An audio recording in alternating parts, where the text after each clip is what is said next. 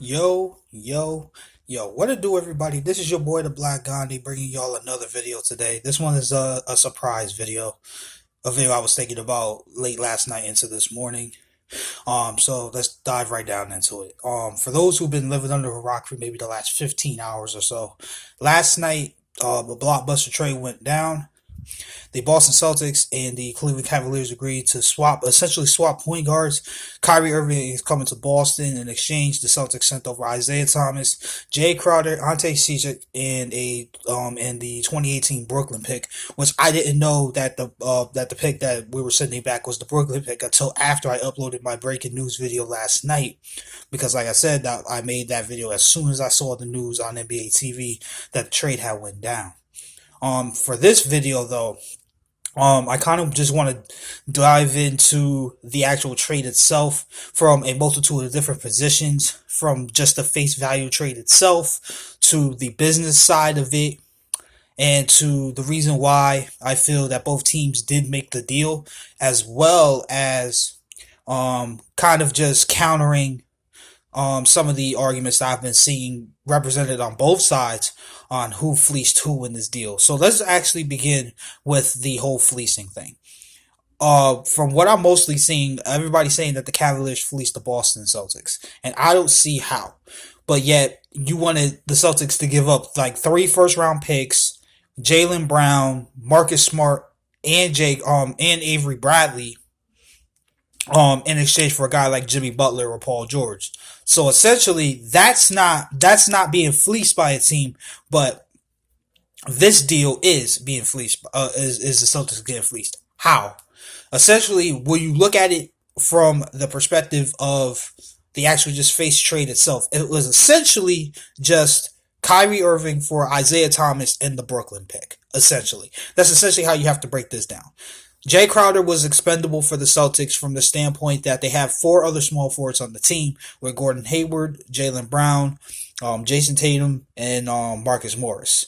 So Jay Crowder was definitely the most expendable out of him and Marcus Morris, mainly because obviously the Celtics can't trade Gordon Hayward yet, even if they wanted to. And then also we knew for the most part that Jaylen Brown and Jason Tatum were pretty much untouchable at this point. So, and then of course he hasn't even played a game in the league yet. So, you know, obviously the Celtics didn't have any real connection or heart to that player. So from that standpoint, how can the Celtics gotten fleeced in this deal? We have to look at it from the perspective of Isaiah Thomas is on the last year of his deal, and he's coming off of a hip injury that he suffered about a little after the All-Star break last season. Played through that injury through the entirety of the remainder of the regular season into the playoffs, to the Eastern Conference Finals after Game 1 when they finally had to shut him down, and he didn't get surgery on it. And from what we've learned over the years with players that get injuries that we feel should have surgery, that they should have had surgery on but have not, for example, Tony Romo when he broke his collarbone, we see that injury is more susceptible to happen again, and it did happen again to Tony Romo. So from the standpoint, from looking at it from the Celtics perspective here, that was a major concern. In combination with the fact that Isaiah is only 5'9". I love Isaiah Thomas to death. Easily was my favorite player on the Celtics, and easily one of my favorite players in the league, and has easily become one of my favorite Celtics of all time. But looking at it from the realistic perspective here, you have to look at it from the eyes of Danny Ainge and the Celtics. He's 5'9". He's coming off of a hip injury that he did not get surgery on, and he's in his contract year, and he's already said that he wants to max. So it really boiled down to, did the Celtics really want to give a 5'9" point guard the max money? Especially since he already made an All-NBA team, which means he will qualify for the Supermax. Now, do you want to pay Isaiah Thomas, Steph Curry, and James Harden money? And at the end of the day, the Celtics pulled the trigger on this deal because they honestly felt that there was just too many cons to the pro of keeping Isaiah Thomas as the franchise player.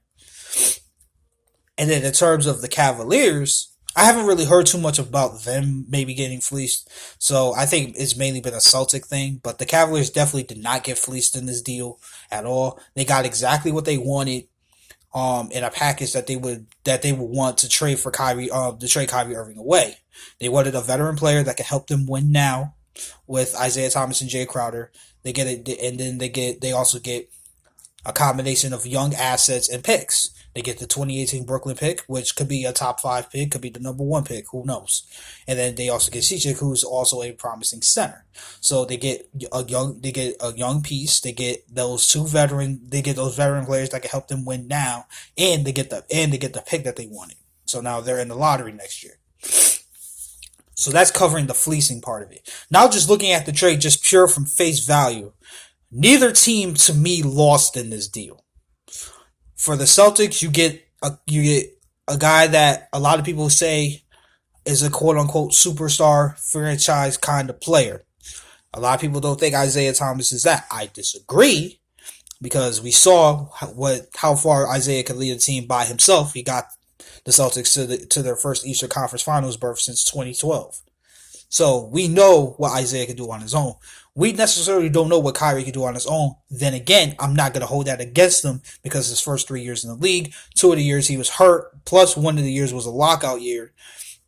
And then the year when he was healthy, like, he had nobody to play with. His best teammate during his first 3 years with the Cavaliers was Kyrie Irving. Excuse me, was end of the freaking road Antoine Jameson. Second best teammate is Dion Waiters, who we already know from rumors and reports and everything like that that they didn't get along when Dion Waiters was there, which is why he got traded to the Oklahoma City Thunder in 2014. They could not get along. Dion Waiters felt that he was the better player and that he should be the one that has the ball in his hands and that he should be the guy. So you have, plus he played for 2 different coaches during that time as well, which ended up costing Mike Brown his job for a second time with the Cavaliers. So we really don't know what Kyrie Irving could do with a team that's built around him. That's the thing here.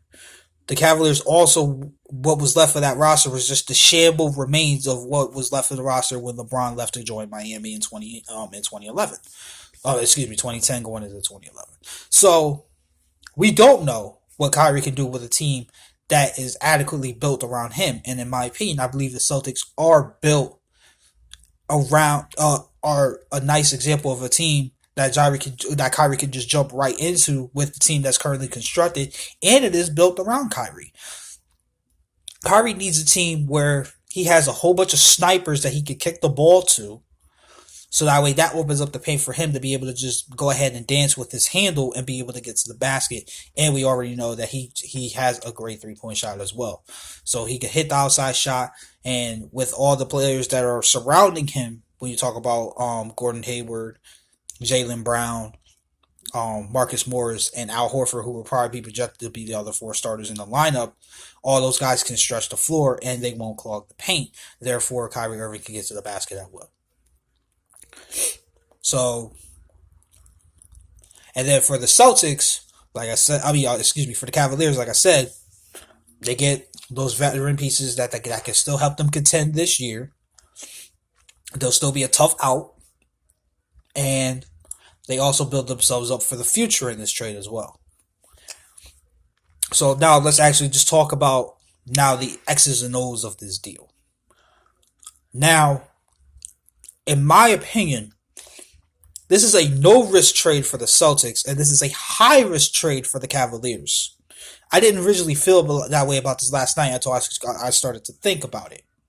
Now, the reason why this is, in my opinion, a really big risk trade for the Cavaliers is because now since Isaiah Thomas was traded to the Cavaliers, now the Celtics still hold his bird rights. So that means that the Cavaliers cannot go over the salary cap to re-sign Isaiah Thomas because they don't have his bird rights. Therefore, it's going to be very difficult for the Celtics to re-sign Isaiah Thomas at the end of the season. On top of that, there's no way Isaiah Thomas is going to sign an extension during the season unless he knows for a fact that LeBron James is not going anywhere. And what we've been hearing from LeBron lately, he's not waiving his no trade clause, so the Cavs can't trade him, and he hasn't given any indication that he's going to even attempt to negotiate re-signing with the Cavaliers past this season. So, with no confirmation of whether or not LeBron is going to stay in Cleveland, I highly doubt that Isaiah Thomas is going to also stay in Cleveland and be part of a rebuild. That's essentially a big risk here, in combination with the Brooklyn pick, because who knows? Maybe the Brooklyn Nets, maybe they're not the worst team in the league. Maybe they're guaranteed lottery pick maybe becomes the 10th pick or the 11th pick or the 13th pick or something like that. Maybe it's in the 10s, and now you don't have a top 10 pick.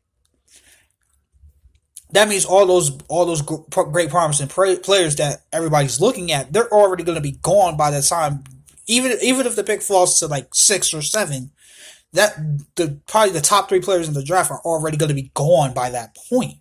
So there's no guarantee that the Brooklyn Nets pick is even going to be is even going to be the number 1 overall pick. I'm just looking at it from a realistic perspective. I accepted that fact. Even when the Celtics had the pick, I accepted the fact that who knows, maybe the Nets will be much better improved this year with them getting D'Angelo Russell, who maybe he just needed a change of venue and be able to go to a team where he can truly be the man and not have anybody looking over his shoulder and having that pressure of Hollywood on it.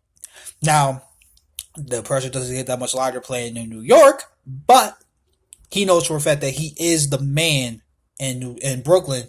So maybe, he has a much more efficient, much better year. Maybe he's an all-star this year, and maybe the Nets don't be like 17-65 or whatever. Maybe they have a chance to win, 25 to 30 games. Who knows? That's the risk of this trade.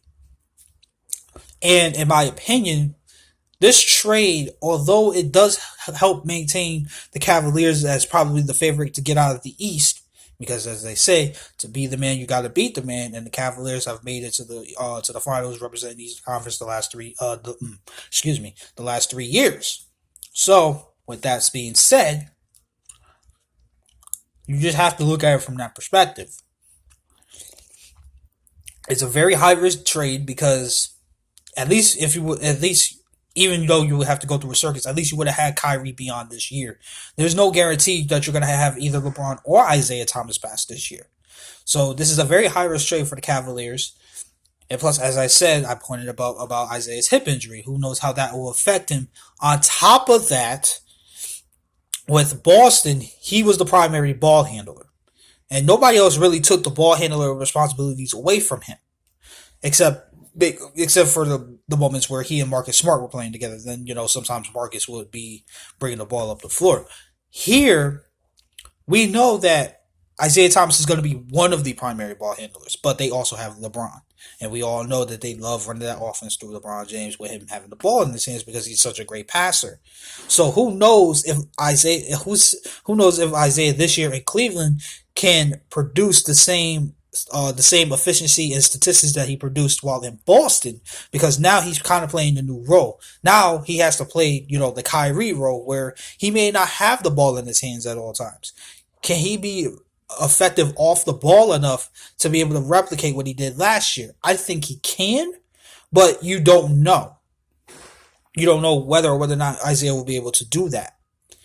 Isaiah may be a guy that is much more better having the ball in his hands at most of the time during the game, rather than, sharing ball handling duties with another player and playing off ball half the time.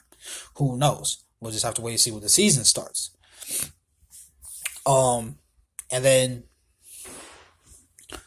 another good point about this trade is that they got Jay Crowder, who will immediately slide into that starting small forward position if LeBron James decides to leave Cleveland again. So they covered all their bases there, but again, this is a very high-risk move because of Isaiah's injury, as well as the fact that you can't re-sign him and go over the salary cap because of the fact that they don't have his bird rights. So this is a very high-risk, high-reward trade for the Cavaliers. For Boston, this is a very minimal risk because of the simple fact they have that extra year to convince Kyrie Irving to stay, and they'll be in a pretty decent position next off season to potentially add another piece or two that can help propel them further in their quest to be NBA champions again. So for me, it's a very minimum risk trade for the Celtics, a very high risk trade for the Cavaliers. Thinking about it from that perspective. And then, like I said, I dove already kind of into, the reason why I feel the trade actually happened in terms of looking at it from Danny Ainge's perspective for the reason why he traded away Isaiah Thomas. The combination that he's 5'9", coming off of the hip injury that he did not get surgery on, letting it self-heal. And we know how self-healing injuries can somehow be a curse and it can be a problem in the future, as we saw with Tony Romo in the NFL. Combine all those things with the fact that Isaiah was in his contract year and he's already said he wants the max. That really put a lot of pressure on Danny Ainge on whether or not he wanted to build this team around Isaiah Thomas or not for the future. And I guess, like I said, there was just too many cons to outweigh the pros of having Isaiah Thomas as the franchise player for the Celtics. So he pulled the trigger on this deal rather than pulling the trigger during the draft to try to get Paul George or Jimmy Butler, because as we already know, Paul George, he said all he wanted, the only teams he would resign long term with were the Pacers or the Lakers. So no other team should have touched him. No pull on the trigger on the trade there. Jimmy Butler is a little harder to understand, but at the same time, if the reason why I feel they didn't go after Jimmy Butler was because not only were the Bulls trying to fleece the Celtics and getting all of their assets, which that wasn't going to happen, but also they were it just was apparent that the Celtics were very confident that they were going to be able to get Gordon Hayward anyway, which they ended up doing. So, Danny had a plan, and, now Jimmy Butler is a Minnesota Timberwolf. Good for him. So, I guess that's it. I guess that's just kind of like my in-depth coverage of what I see from the outside looking in, and maybe thinking through the minds of like Danny Ainge and the rest of the people involved in the trade and everything like that, and just looking at it from not just a face perspective of just looking at the trade straight up, looking at each piece and just analyzing it from there, but actually going in depth for the reason why that the trade actually occurred as well. So, like I said, I think that at the end of the day, there's no loser in this deal, and I think it is a high risk move, pretty much like a last ditch effort move by the Cavaliers to convince LeBron to stay and finish his career in Cleveland. I don't know if it's going to be enough. Like I said, especially if they end up losing to, say, the Celtics or maybe even Washington or something like that, whoever team makes it to the Eastern Conference Finals. And if they don't make the finals this year, for a fact LeBron is gone. If they get to the finals and get swept, LeBron's probably gone. If it's competitive, maybe LeBron decides to stay and be like, man, we need just to add one more piece. Maybe, we could move Kevin Love to get more assets or something like that. Who knows? So, like I said, that's my take. Yeah, that's it. So, leave your opinions in the comment section below. Tell me who you feel won the trade, and tell me why. Do you agree with certain people that you think the Cavaliers fleeced the Celtics in this deal? Do you think that the Celtics made the right deal? Do you think maybe they made the wrong decision? Let me know. Let me know in the comment section. I always want to hear everything. So like I said, this was just a surprise video, a video I didn't schedule, and probably at some point today, because I do have that time. I will do my WWE SummerSlam 2017 review and everything like that for the pre-show and the main card. That'll be uploaded a little bit later today when I do it. So, have a great day, everybody. Continue to stay blessed. Until the next one, this is your boy, the Black Gandhi, signing out. Peace.